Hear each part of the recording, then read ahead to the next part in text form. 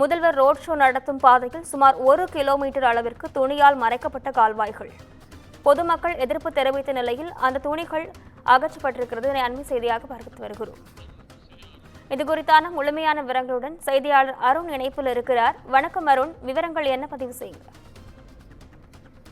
நிஷா, மதுரையில் தமிழக முதல்வர் மு.க.ஸ்டாலின் தலைமையிலான திமுகவினுடைய பொதுக்குழு கூட்டமானது மதுரை புத்தங்குடி பகுதியில் நடைபெற இருக்கிறது. நாளைய தினம் நடைபெற நிகழ்ச்சிக்காக இன்றைய தினம் சென்னையிலிருந்து விமானம் மூலம் மதுரை விமான நிலையத்தில் வருகை தருகிறார். இந்த நிலையில் அவரை வரவேற்பதற்காக ரோட் ஷோவும் நடத்தப்பட இருக்கிறது. சுமார் 18 கிலோமீட்டர் தூரத்திற்கு இந்த ரோட் ஷோ நிகழ்ச்சியானது நடைபெற இருக்கிறது.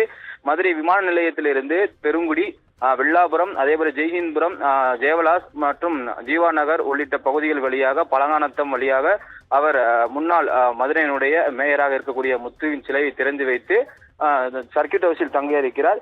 இந்த நிலையில் தான் முதலமைச்சருக்காக கால்வாய் 1 கிலோமீட்டர் தூரத்திற்கு துணி வைத்து மூடி வைத்திருக்கக்கூடிய சம்பவமானது அரங்கேறி இருக்கிறது.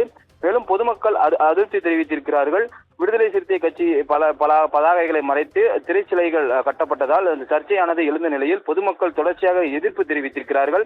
மற்றும் திரைச்சிலைகள் அகற்றப்பட்டு இரு பக்க தடுப்பு சுவர்கள் கேட்டால் ஒரு புற திரைச்சிலை சுவர் அமைத்திட திராவிட மாடல் என்ற ஒரு சம்பவமும் அந்த பகுதி மக்களுடைய கோஷங்களும் எழுப்பப்பட்டு இருக்கிறது.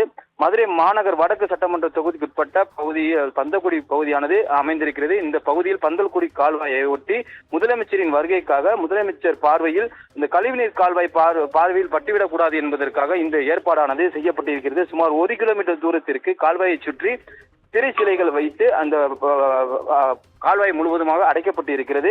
மேலும் பந்தல்குடி கால்வாயில் கழிவுநீர் கலப்பதால் பல ஆண்டு காலமாக கடும் நோய்களுக்கு ஆளாவதாக அப்பகுதி பொதுமக்கள் குற்றம் சாட்டியிருக்கக்கூடிய நிலையில் இருபுறமும் தடுப்புச் சுவர் குறித்து பல்வேறு கோரிக்கைகளை அந்த பகுதி குடியிருப்பு வாசிகள் தொடர்ச்சியாக கேட்டிருக்கிறார்கள். ஆனால் இருபுறமும் தடுப்புச் சுவர் குறித்து முதலமைச்சரிடம் தங்களது பிரச்சனை குறித்து கூறலாம் என நினைத்துக் கொண்டிருந்த போது இந்த பந்தல்குடி கால்வாய் பகுதி முழுவதுமாக வண்ண திரை சீலைகளானது அடைக்கப்பட்டு திமுக கொடி நடப்பட்டுள்ள சம்பவம் என்பது பொதுமக்கள் மத்தியில் கடும் அதிர்ச்சியை ஏற்படுத்தியிருக்கிறது. மேலும் இந்த பந்தல்குடி கால்வாயை முறையாக தூர்வாராத நிலையில் தொடர்ச்சியாக கழிவுநீர் தேங்கக்கூடிய பகுதியாக மாறி கடந்த சில மாதங்களுக்கு முன்பாக ஏற்பட்ட அந்த வெள்ள பாதிப்பின் போது இந்த பகுதியில் இருக்கக்கூடிய குடியிருப்பு வாசிகளுக்குள் தண்ணீரானது நிரம்பி வீடுகளுக்குள் புகுந்திருந்தது.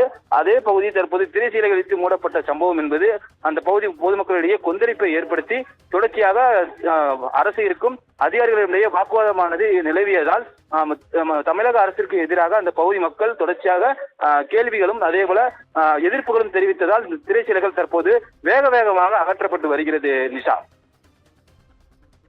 அருண், விவரங்களுக்கு நன்றி.